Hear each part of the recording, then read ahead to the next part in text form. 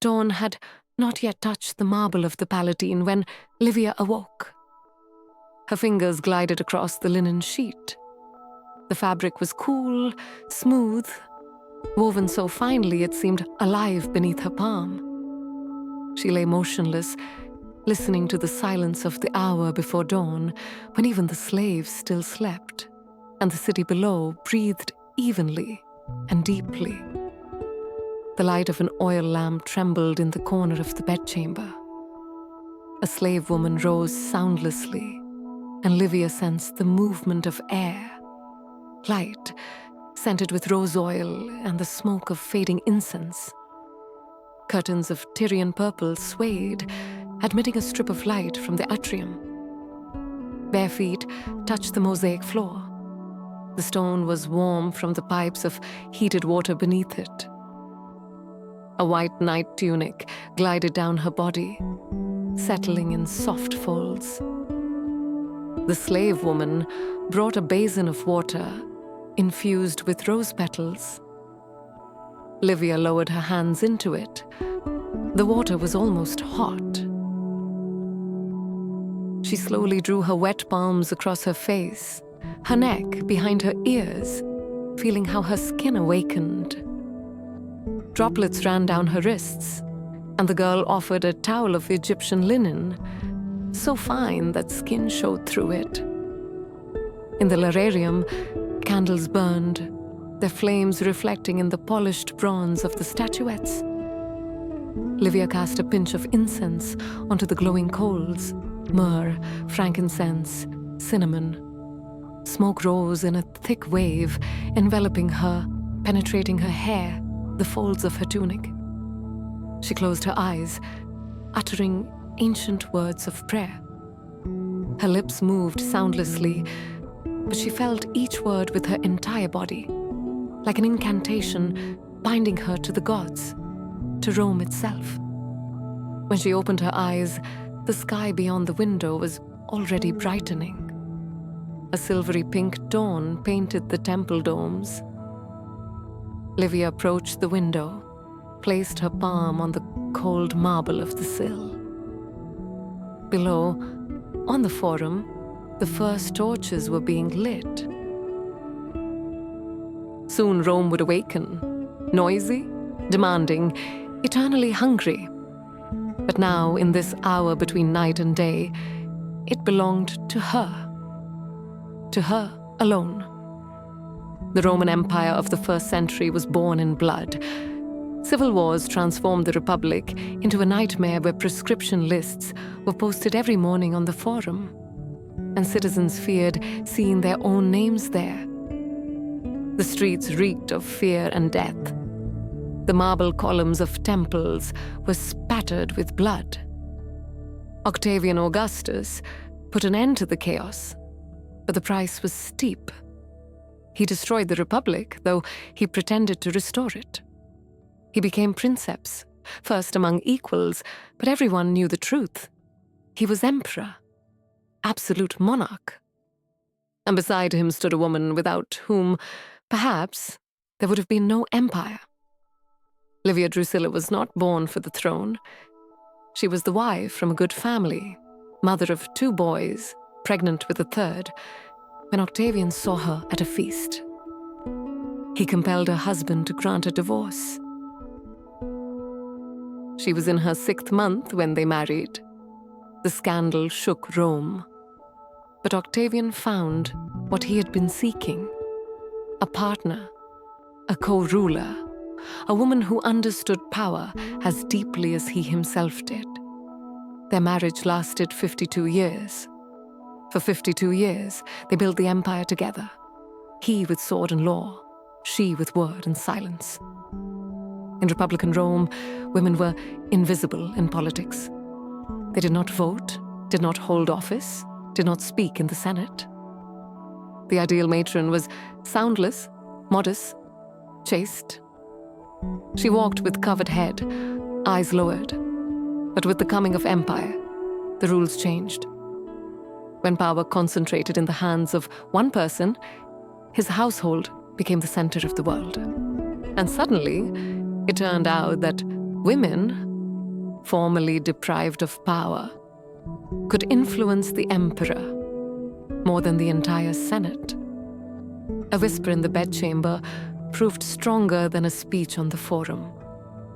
A tear on a cheek could alter the fate of a province. Livia was the first to understand this and transform it into an art.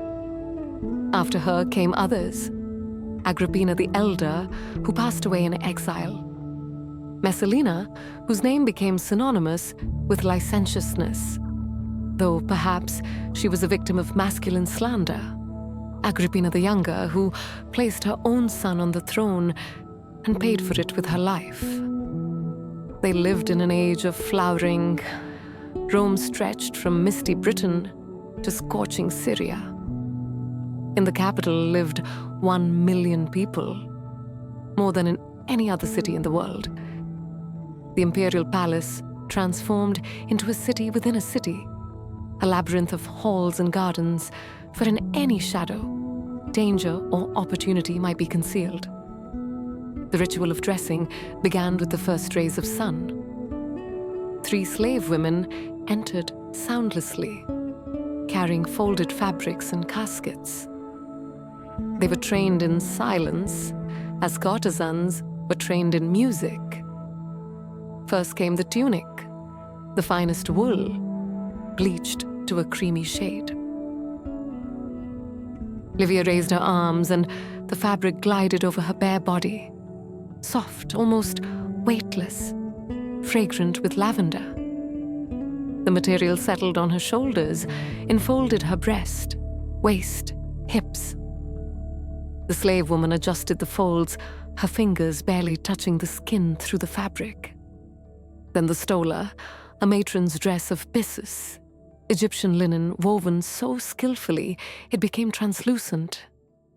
White, flowing, it fell from her shoulders in waves, cinched beneath the breast with a ribbon bearing golden embroidery. Livia felt how the material embraced her, how she became part of the image, a dignified, unapproachable Roman matron. The palla was last, an enormous cloak of wool in deep purple. Only the imperial family could wear such a shade, obtained from thousands of murex shells. The slave woman draped the palla over her shoulders in a particular manner. Across the left shoulder, under the right arm, across the back, and forward again. The edge rose, covering her head, the sign of a married woman, the sign of dignity. Now the hair. The ornatrix drew an ivory comb through the grey strands, slowly, beginning at the ends. The comb pulled at the hair, and Livia felt a light tingling on her scalp.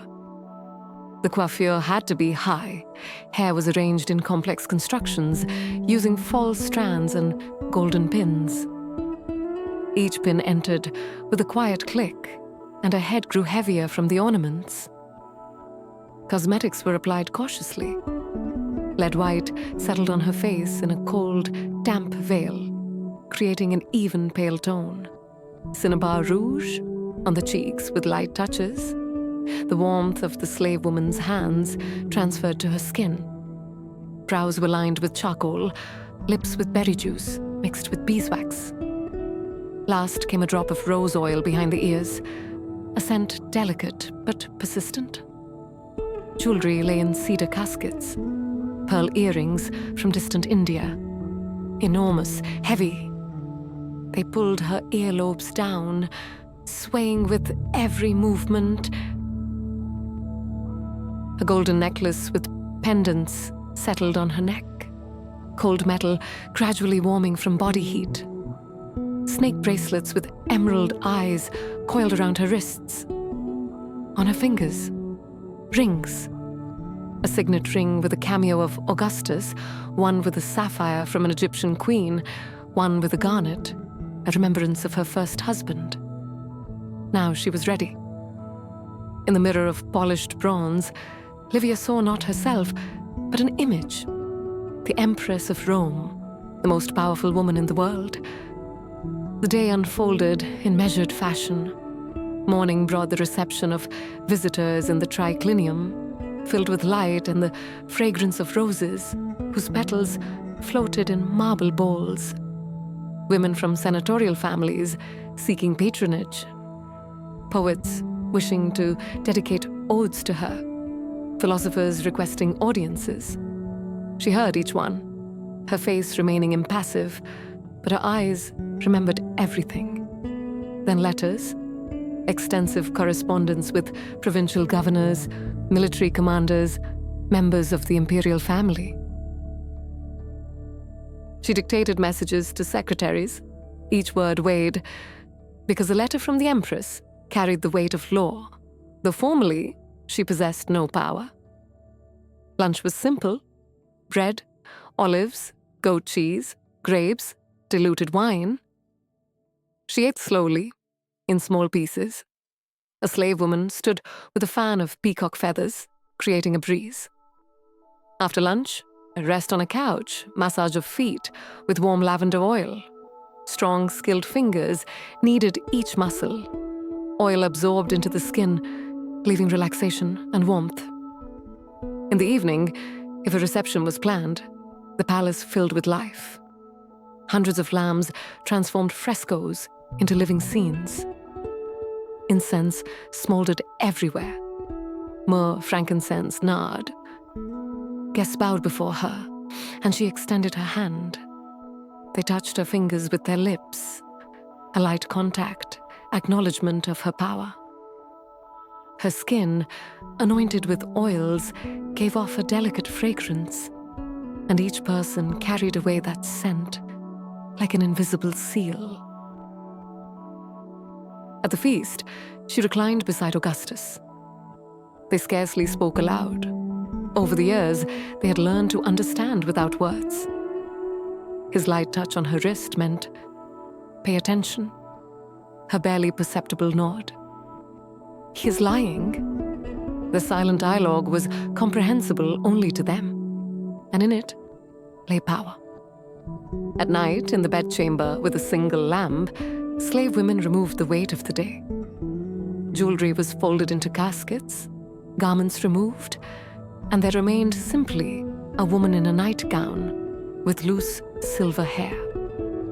She lay listening to the night sounds of the city and touched the shoulder of the sleeping Augustus, assuring herself that he was here, that tomorrow they would rule together again. Augustus was departing this life in the summer heat of the year 14. The room in the villa at Nola was stifling, despite the fans. The sun at its zenith laid golden stripes on the floor. Dust danced in the beams. The air was heavy, saturated with the smell of illness. Sour, sweetish. Incense did not help, only mingled with it. Livia sat on the edge of the couch. Her hand lay on the coverlet beside his, not touching, but so close she felt the warmth of his skin. She gazed at his face. Wrinkles had deepened, skin had become transparent, stretched over bones. But in his eyes, when he opened them, fire still burned. He opened his eyes, and she leaned closer. His breath touched her cheek, hot, broken. Livia, simply her name. But in the way he uttered it was everything. 52 years of marriage, the empire they had built. She squeezed his hand carefully because the bones were fragile. His fingers responded, weakly, but enough. "I'm here," she said. Her voice did not waver. Years of governing emotions did not permit it. But within, something was stirring. "Do you remember? Our first meeting?" She nodded. "A feast. She was there with her first husband, pregnant, and he, young with feverish brilliance in his eyes." He looked at her across the triclinium, and she felt that gaze physically. She knew then her life would change. "You were beautiful and dangerous. I understood that you would either become mine or destroy me." A faint smile touched her lips. "I became yours," and still nearly destroyed you. Never once regretted it. His fingers squeezed more tightly. Without you, there would be no empire. You were my conscience, my strength. Silence hung between them, the singing of cicadas, distant children's laughter. Life continued, indifferent to the fact that here an epoch was ending. In my will, I adopt you. You will become Julia Augusta, part of the dynasty, forever. She froze. Adoption gave her status, rights, protection. Made her a member of the imperial house with full entitlement. This was unprecedented. Why? He looked at her for a long while, and in his eyes, she saw everything unspoken. Romans did not speak of love easily, but now, before death, he permitted himself weakness. Because you earned it. Because half the empire was built by your hands. And because... A pause. Because I loved you. I love you. The only time. The only one. Tears burned her eyes. She had not wept for 40 years. She leaned down and kissed his forehead. Skin hot and dry. Her hair fell forward, surrounding them with a silver curtain, creating a small world where only the two of them existed. I loved you too, she whispered in his ear. I love you. Always. He smiled without opening his eyes. She saw in that smile the young triumphator, that god in human form. Then the smile faded, breathing became shallow. She straightened, wiped moisture from her face. When her hands lowered, the mask was on her face again, calm, imperial. She took his hand in both of hers and held it, feeling how the pulse grew weaker, more infrequent. The sun moved, stripes on the floor dimmed, became red. Twilight arrived, slaves lit lamps, new incense began to smolder, myrrh and nard, sense of transition. When all was finished, the sun had set. Livia sat in semi-darkness, holding the cold hand. She gazed at his face, peaceful, almost youthful, freed from pain. Slowly, she released her fingers, laid his hand on his chest, straightened his toga. She stood. Her knees had stiffened. She swayed, but waved away assistance.